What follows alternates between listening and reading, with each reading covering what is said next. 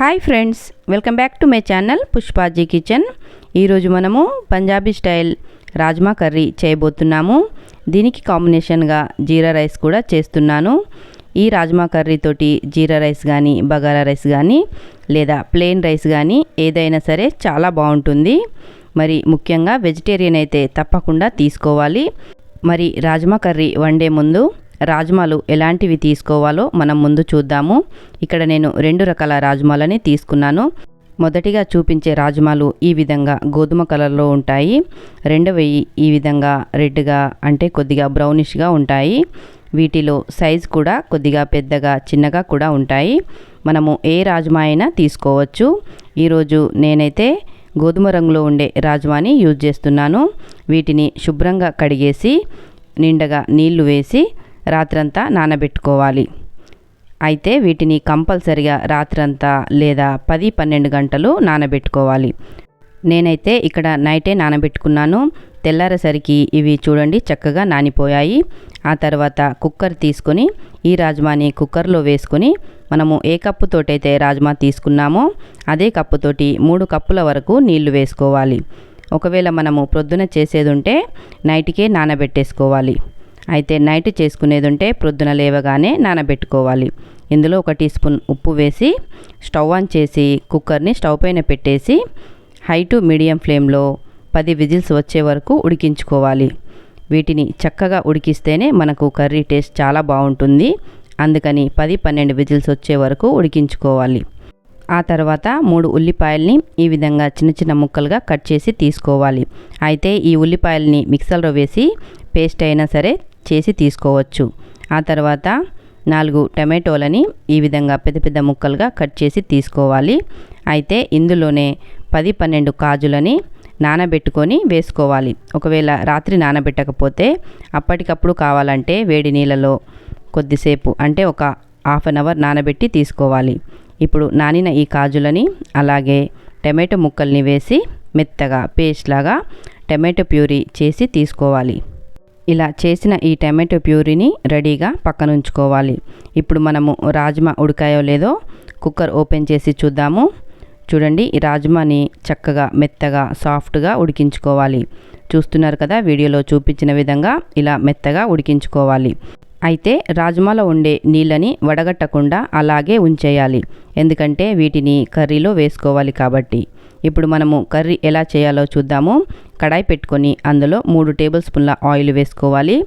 Oil చక్కగా వేడైన తర్వాత ఇందులో 3 ఇలాచీలు, 4 లవంగాలు, 1 స్టార్ ఫ్లవరు, అలాగే 1 పెద్ద ఇలాచీ, 2 దాల్చిన ముక్కలు, అలాగే 2 బిర్యానీ ఆకులు ఇవన్నీ ఆయిల్లో వేసుకోవాలి.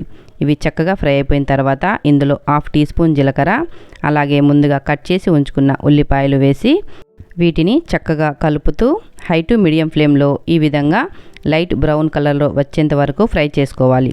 ఆ తర్వాత 1/2 టీ స్పూన్ వరకు పసుపు వేసుకొని ఒకసారి చక్కగా కలిపేసుకోవాలి. తర్వాత 1 టీ స్పూన్ వరకు అల్లం వెల్లుల్లి పేస్ట్ వేసుకొని ఇదంతా ఒకసారి కలిపేసుకోవాలి. ముందుగా మనం తయారు చేసి పెట్టుకున్న టమాటో ప్యూరీని కూడా వేసుకోవాలి. వెంటనే అందులో 1 టీ స్పూన్ వరకు కారము, అలాగే 1/2 టీ స్పూన్ వరకు ఉప్పు వేసుకోవాలి. ఉప్పు మనము ముందుగా రాజ్మాలు ఉడికేటప్పుడు వేసుకున్నాం కాబట్టి చూసి వేసుకోండి. ఆ తర్వాత 1/2 టీ స్పూన్ వరకు గరం మసాలా, 1/2 టీ స్పూన్ వరకు జీలకర్ర పొడి, 1 టీ స్పూన్ వరకు ధనియాల పొడి వేసుకోవాలి. ఇందులోకి మనకు బయట నుంచి మసాలాలు ఏమీ వేయాల్సిన అవసరం లేదు. మన ఇంట్లో ఉండే గరం మసాలానే వేసుకోవాలి. ఇవన్నీ వేసుకుని చక్కగా కలిపేసి మూత పెట్టేసి లో ఫ్లేమ్లో మధ్య మధ్యలో కలుపుతూ 10-12 నిమిషాలు చక్కగా ఉడికించుకోవాలి. చూడండి, ఈ విధంగా ఆయిల్ అంతా పైకి రావాలి. గ్రేవీ కూడా ఈ విధంగా చిక్కబడాలన్నమాట. ఈ గ్రేవీ మనకు ఎంత ఉడికితే కర్రీ టేస్ట్ అన్నది అంత బాగుంటుంది. అందుకని ఈ గ్రేవీని చక్కగా 10-12 నిమిషాలు లో ఫ్లేమ్లో ఉడికించుకోవాలి.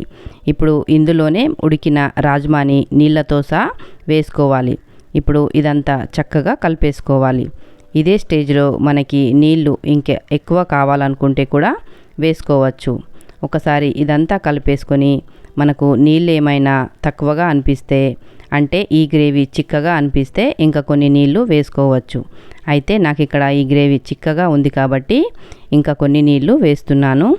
ఇప్పుడు ఇదంతా ఒకసారి చక్కగా కలిపేసుకొని మళ్ళీ మూత పెట్టేసి లో ఫ్లేమ్లో మధ్య మధ్యలో కలుపుతూ 10-12 నిమిషాలు ఉడికించుకోవాలి.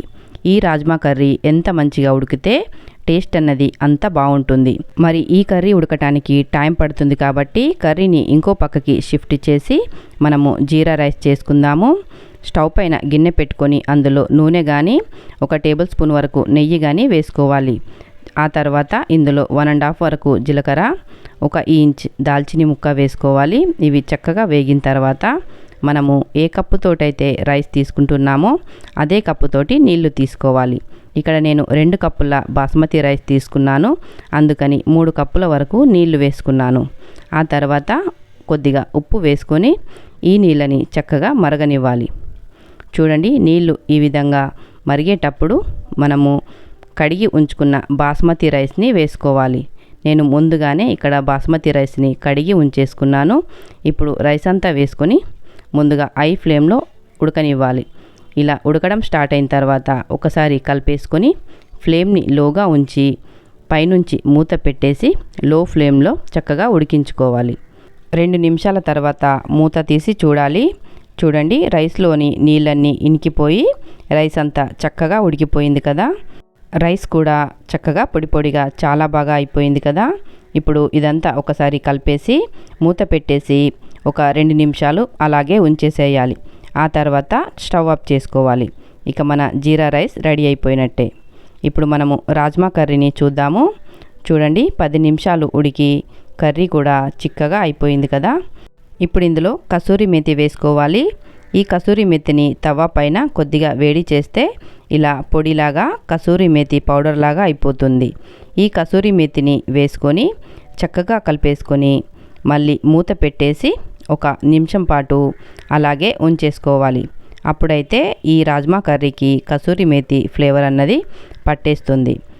1 నిమిషం తర్వాత మూత తీసి ఫైనల్గా ఇందులో కొత్తిమీర వేసుకోవాలి. కొత్తిమీర వేసేసుకొని ఇదంతా ఒకసారి చక్కగా కలిపేసుకోవాలి. ఇక మన టేస్టీ రాజ్మా కర్రీ అయితే రెడీ అయిపోయింది. ఇలా ఈ రాజ్మా కర్రీ ముందు మనకి చికెన్ మటన్ ఏమీ అవసరం ఉండదు. చికెన్ మటన్లో ఉండే పోషక విలువలే ఇందులో కూడా పుష్కలంగా ఉంటాయి. మరి మీ ఇంట్లో తప్పకుండా ఒకసారి ట్రై చేసి చూడండి. అయితే ఇక్కడ నేను జీరా రైస్లో కొత్తిమీర వేసేటప్పుడు ఆ వీడియో క్లిప్ అన్నది మిస్ అయిపోయింది. రైస్ అంతా రెడీ అయిపోయిన తర్వాత ఇలా కొత్తిమీర వేసి మూత పెట్టేసుకోవాలి. ఇక మన జీరా రైస్ అలాగే రాజ్మా కర్రీ ప్లేట్లోకి తీసుకుందాము. అయితే ఈ కర్రీ రైస్తోనే కాకుండా రోటీ, పుల్కా, నాన్ లేదా పూరి ఇలా దేంతోటైనా సరే తీసుకోవచ్చు. మా ఇంట్లో అయితే వారానికి ఒకసారి ఈ విధంగా జీరా రైస్ అలాగే రాజ్మా కర్రీ లంచ్లోకైనా డిన్నర్లోకైనా చేస్తూ ఉంటాను. మా పిల్లలకి ఈ కాంబినేషన్ అంటే చాలా నచ్చుతుంది. మరి మీ ఇంట్లో కూడా ఒకసారి తప్పకుండా ట్రై చేయండి. మరి మీకు ఎలా కుదిరిందో నాతో కామెంట్స్లో షేర్ చేసుకోండి. అలాగే మీ ఫ్రెండ్స్కి, రిలేటివ్స్కి షేర్ చేయండి. మరి ఇంతవరకు నా ఛానల్ని ఎవరైనా సబ్స్క్రైబ్ చేయకపోతే ప్లీజ్ సబ్స్క్రైబ్ చేసుకోండి. Thank you.